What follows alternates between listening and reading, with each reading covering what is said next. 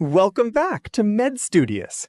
In our previous lessons, we built the complete pharmacological ecosystem and mapped the architecture of drug access. Today, we tackle a topic that is arguably the most clinically practical chapter in all of general pharmacology, the routes of drug administration. Every single drug ever prescribed must travel a specific biological pathway to reach its target tissue. The route you choose as a clinician determines how fast the drug acts, how much of it actually reaches systemic circulation, whether it survives the liver's metabolic filter, and whether it is even appropriate for your patient's clinical condition at that moment. A drug given by the wrong route can be completely ineffective, or in some cases, lethal. This topic appears on virtually every pharmacology examination. MBBS finals, USMLE Step 1, nursing boards, and understanding it deeply separates students who merely memorize route names from clinicians who can reason through drug delivery problems at the bedside. By the end of this video, you will understand every major route of administration, the biological logic behind each one, the concept of first-pass metabolism, and the golden rule for matching the pathway to the patient. Let us begin. Before we classify individual routes, we must understand the single fundamental objective that governs all drug administration decisions: controlling the destination of the drug. There are two possible destinations, and the choice between them defines the entire pharmacological strategy. The first destination is local delivery, administering the drug directly to the specific tissue where it is needed, deliberately bypassing the broader systemic circulation. Local delivery achieves high drug concentrations precisely at the site of action while minimizing exposure to the rest of the body, dramatically reducing systemic side effects. A steroid cream applied to a psoriatic lesion, eye drops for glaucoma, or lignocaine jelly instilled into the urethra before catheterization all are examples of local delivery, achieving therapeutic precision without systemic consequences.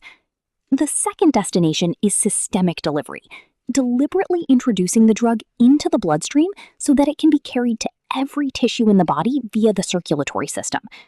For systemic delivery, the drug must reach one specific anatomical landmark, the right atrium of the heart, from where it enters the pulmonary circulation, returns to the left heart, and is then pumped through the aorta into the systemic arterial tree, reaching every organ and tissue. Every systemic route of administration is essentially a different strategy for getting the drug to that right atrium as efficiently as possible. Now let us build the complete organizational map, the master taxonomy of drug administration routes. All routes divide first into two primary categories: local routes and systemic routes. Local routes subdivide into two further groups. The first group covers topical surface application, delivering the drug to the surface of tissues, including skin, eye, mucous membranes of the GI tract, bronchial epithelium, and urethral lining. The second local group covers deeper tissue delivery, reaching structures below the surface through more invasive injection techniques, such as intra-articular, intrathecal, and intra-arterial routes. Systemic routes are more numerous and form the pharmacological core of clinical practice.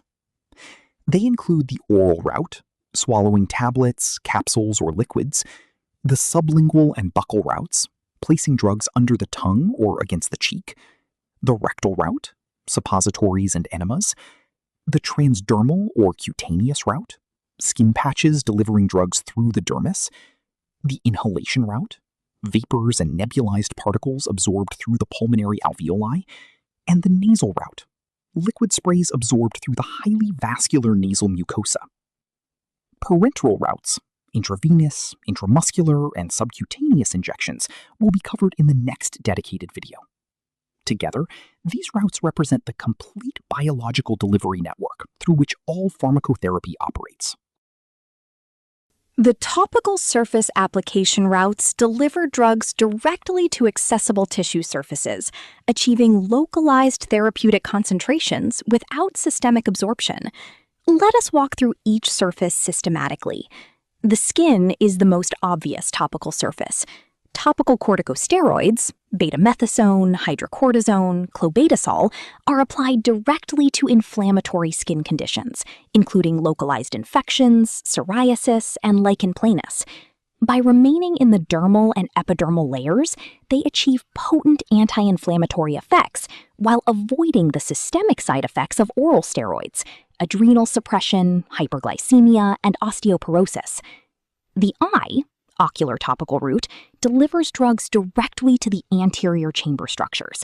Anti-glaucoma agents, such as timolol eye drops and latanoprost, are instilled directly onto the conjunctival surface to reduce intraocular pressure locally with minimal systemic absorption.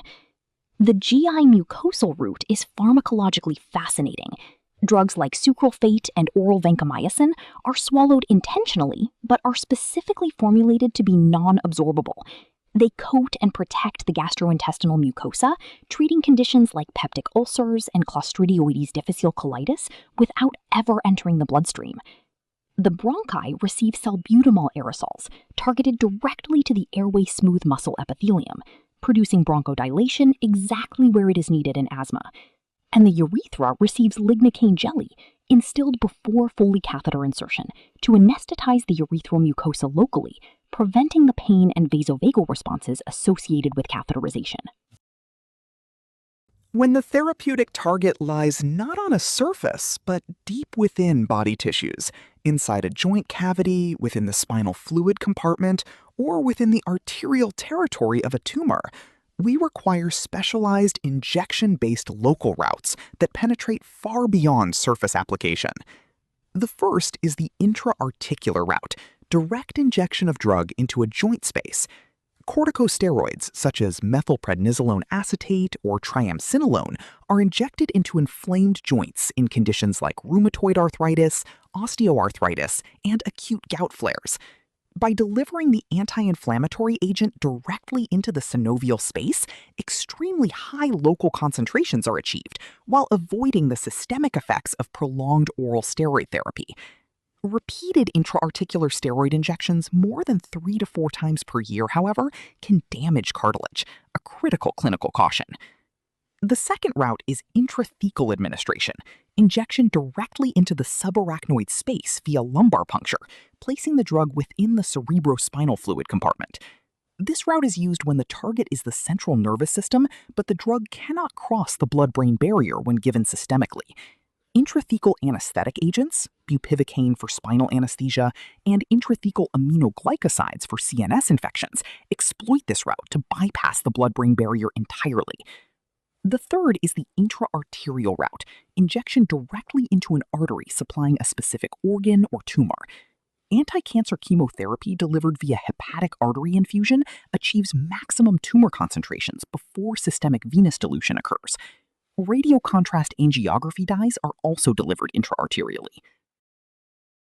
Now we transition to systemic routes, and to understand all of them, you must first understand the single most important anatomical and physiological concept in systemic drug delivery, the highway to the right atrium, and the critical obstacle that stands in the way. The goal of every systemic route is identical.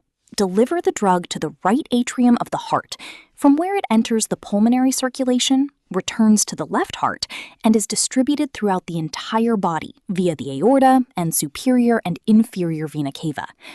The route taken to reach that right atrium determines everything: speed of onset, completeness of absorption, and whether the drug survives intact. The major biological obstacle is hepatic first-pass metabolism. Drugs absorbed from the gastrointestinal tract, whether swallowed orally or partially absorbed rectally, enter the portal venous system and are carried directly to the liver before reaching the heart. The liver, recognizing these chemical entities as foreign compounds, begins metabolizing them immediately, converting a significant fraction into inactive metabolites before they ever reach systemic circulation. This is first-pass metabolism, and it is the reason why some drugs given orally require enormously higher doses than when given intravenously. Intravenous and sublingual routes bypass this hepatic filter completely, delivering the full drug dose directly into the superior vena cava and immediately into the right atrium, achieving 100% bioavailability. The oral route is the oldest, most commonly used, most economical, and most patient-friendly route of drug administration in the history of medicine. Its advantages are compelling and numerous. It is completely non-invasive. No needles, no sterile technique, no trained personnel required. It is painless. It can be self-administered by the patient at home. The drug formulations, tablets, capsules, syrups, suspensions, are stable, inexpensive to manufacture, and easy to store and transport. For chronic disease management, hypertension, diabetes, epilepsy, hypothyroidism, the oral route is irreplaceable. However, it carries significant disadvantages that make it inappropriate in specific clinical scenarios. The onset is slow, typically 30 minutes to 2 hours, making it completely unsuitable for emergency situations such as anaphylaxis, cardiac arrest, or status epilepticus. Absorption is variable and affected by food intake, gastric pH, gastric motility, and the lipid solubility of the drug. Patients who are vomiting, unconscious, or nil by mouth cannot receive oral medications. And crucially, the oral route is subject to substantial hepatic first-pass metabolism. After absorption from the small intestine, every drug molecule must pass through the porty vein to the liver. The liver's cytochrome P450 enzyme system metabolizes a large fraction of the dose before it reaches systemic circulation, dramatically reducing bioavailability and requiring higher oral doses to achieve therapeutic plasma levels. For drugs like morphine, propranolol, and lignocaine, first-pass metabolism is so extensive that the oral route is either impractical or requires doses many times higher than parenteral equivalents. The sublingual and buccal routes represent two of the most elegant pharmacological innovations in clinical medicine, routes specifically engineered to harness the extraordinary vascular anatomy of the oral cavity to deliver drugs with zero first-pass metabolism and extremely rapid onset, without requiring needles. The sublingual route places the drug tablet or spray under the tongue, where it dissolves and is absorbed directly by the dense capillary network of the sublingual mucosa. These capillaries drain directly into the superior vena cava, completely bypassing the portal circulation and the hepatic first-pass filter entirely. The buccal route places the drug against the mucosal lining of the cheek, where absorption occurs through the buccal capillaries. The result is dramatically rapid onset. Sublingual nitroglycerin, the cornerstone of acute angina management, produces vasodilation within 1 to 3 minutes of administration. This speed is life-saving in acute coronary events. A unique safety advantage of sublingual administration is reversibility. If the patient develops an adverse reaction, they can spit out the undissolved tablet immediately, stopping further drug absorption. The disadvantages include the potential for tooth discoloration with long-term use, and the clinical caution that the same speed that makes sublingual drugs effective also means adverse cardiac effects, like severe hypotension from nitroglycerin, manifest rapidly and powerfully. High-yield exam drugs administered sublingually include nitroglycerin for angina, isosorbide dinitrate, buprenorphine for opioid dependence, and nifedipine for hypertensive urgency. The rectal route occupies a unique and highly practical position in the pharmacological toolkit, a route that is frequently underestimated but clinically indispensable in specific patient populations and emergency scenarios. Its primary use case is administration of drugs to patients who cannot receive oral medications, patients who are unconscious, actively vomiting, severely nauseated, in a post-operative state, or receiving drugs with an unacceptably bitter or irritant taste. Pediatric medicine relies heavily on the rectal route. Rectal diazepam is the standard first-line treatment for prolonged febrile convulsions and status epilepticus in children who cannot receive intravenous access rapidly in the community setting. The critical pharmacokinetic feature of the rectal route is the portosystemic shunt, a partial bypass of hepatic first-pass metabolism. The venous drainage of the rectum is divided between two systems. The upper rectum drains via the superior rectal vein into the portal system, sending drug through the liver. However, the lower and middle rectum drain via the middle and inferior rectal veins directly into the systemic circulation via the internal iliac veins and inferior vena cava, completely bypassing the liver. The net result is that approximately 50% of a rectally administered drug bypasses first-pass metabolism, a significant pharmacokinetic advantage over the oral route. The disadvantages are patient discomfort and embarrassment, variability in absorption, depending on the presence of fecal matter in the rectum, and the potential for local mucosal irritation. This slide consolidates the three most clinically and academically important mucosal systemic routes into a single high-yield comparative matrix, exactly the format that examination questions are built around. Let us read it column by column. Sublingual and buccal routes. First-pass metabolism is 0%. The drug enters the superior vena cava directly without any hepatic contact. Speed is very fast. Emergency response speed with onset in 1 to 5 minutes. Liver bypass is complete and direct via the superior vena cava. This route is designed for drugs that need immediate systemic effect and cannot tolerate any hepatic degradation. Rectal suppository route. First-pass metabolism is approximately 50%. Half the dose bypasses the liver via the portosystemic shunt, while the other half undergoes hepatic processing through the portal system. Speed is variable, depending on suppository melting time and mucosal contact. Liver bypass is partial via the portosystemic shunt. This route is a compromise. Better bioavailability than oral, useful when oral is impossible. Oral pill or liquid route. First-pass metabolism is high and drug-dependent.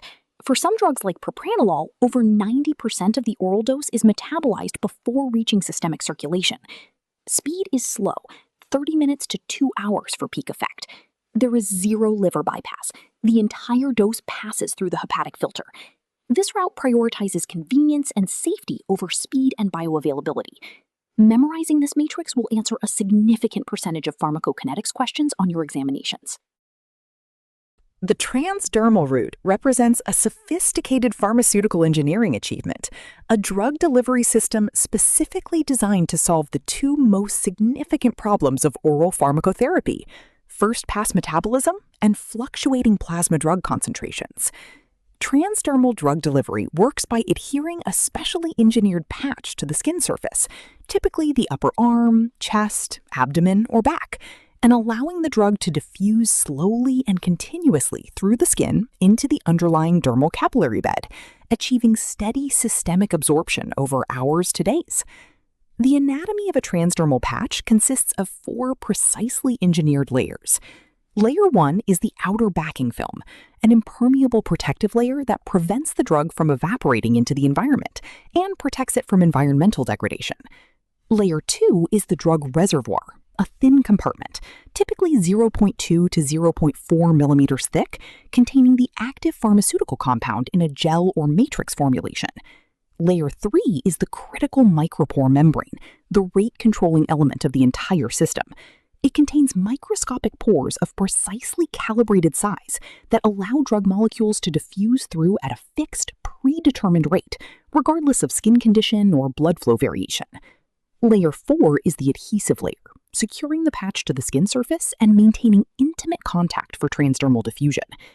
The dermal capillary bed beneath the skin absorbs the steady drug stream directly into systemic circulation, bypassing the GI tract and the hepatic first-pass effect entirely.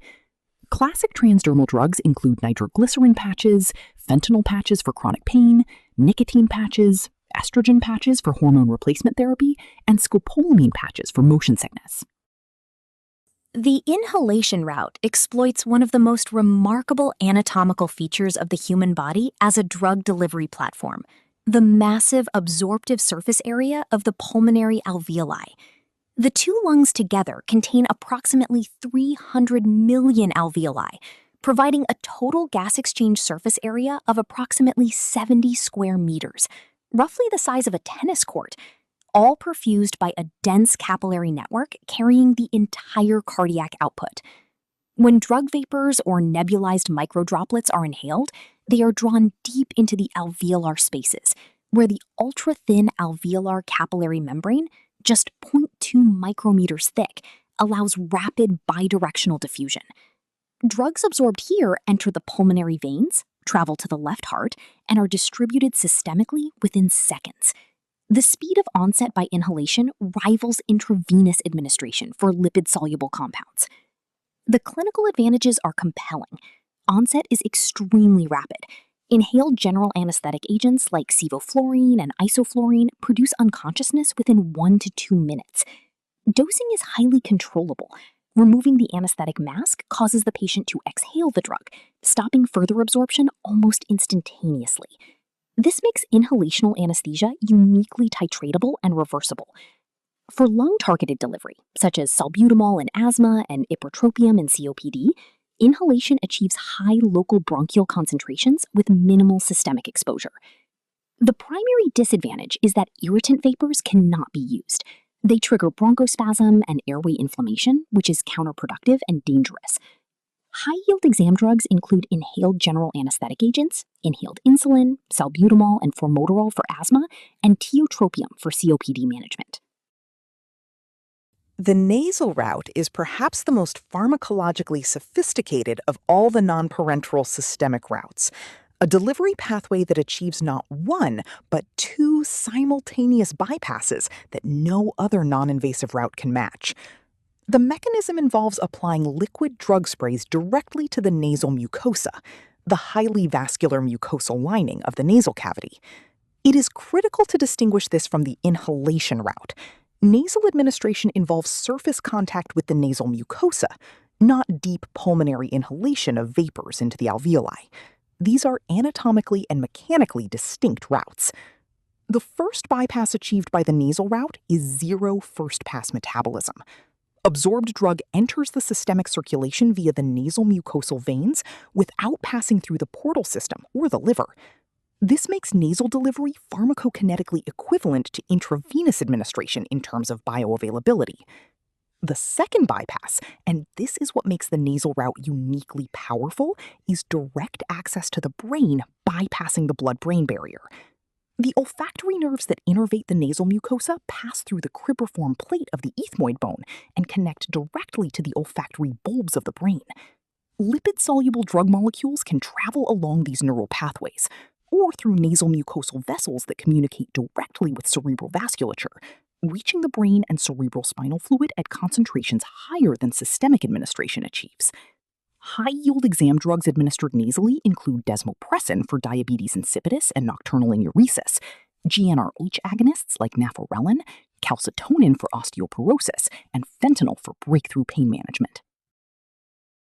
We now consolidate all 6 major non-parenteral systemic routes into one unified synthesis matrix, the single most examination-relevant table in this entire lesson. Read this carefully, commit it to memory, and you will be able to answer any route of administration question in your pharmacology examination. Oral route. Onset is slow. First-pass metabolism is high and drug-dependent. Key advantage is that it is safe, cheap, and non-invasive. Key disadvantage is it is unsuitable for emergencies. Sublingual route. Onset is fast, emergency response. First-pass metabolism is 0%. Key advantage is rapid emergency response with complete hepatic bypass. Key disadvantage is direct and rapid cardiac side effects if adverse reactions occur. Rectal route. Onset is variable. First-pass metabolism is approximately 50%. Key advantage is that it bypasses vomiting and works in unconscious patients. Key disadvantage is patient discomfort and variable absorption. Transdermal route. Onset is slow and steady. First-pass metabolism is 0%. Key advantage is constant rate, long-duration delivery, ideal for chronic conditions. Key disadvantage is only specific, highly lipid-soluble formulations are suitable. Inhalation route. Onset is fast. First-pass metabolism is 0%. Key advantage is highly controllable and titratable dosing. Key disadvantage is the risk of bronchospasm from irritant vapors. Nasal route. Onset is fast. First-pass metabolism is 0%. Key advantage is that it bypasses both the liver and the blood-brain barrier without needles. Key disadvantage is it requires highly potent drugs, as only small liquid volumes can be absorbed before running out of the nose. We have now mapped the complete biological landscape of local and non-invasive systemic drug administration, and we are ready to state the golden rule that ties all of it together. The optimal route of administration is never chosen arbitrarily. It is determined by the strict intersection of two factors: the patient's clinical condition and the drug's physical and pharmacokinetic properties. The patient's condition includes their level of consciousness. Can they swallow? Are they vomiting? Are they in acute emergency? Their access. Is intravenous access available? Are they a child who cannot tolerate injections? And their specific pathology. Does the condition require local treatment or systemic therapy? The drug's properties include its lipid solubility, which determines which membranes it can cross, its vulnerability to first-pass metabolism, which determines whether oral administration is viable, its potency, which determines whether the small volumes deliverable by nasal or sublingual routes are sufficient, and whether it is an irritant, which determines whether inhalation is safe. When these two dimensions are correctly matched, the drug reaches its target tissue in therapeutic concentration at the right speed for the patient's clinical need. When they are mismatched, the result is therapeutic failure, or worse, patient harm. In our next video, we will breach the skin barrier entirely and explore the parenteral routes, intravenous, intramuscular, and subcutaneous, the fastest and most precise drug delivery systems available to the clinician. Please like, comment, share, and subscribe to Studious. The pathway is always the prescription.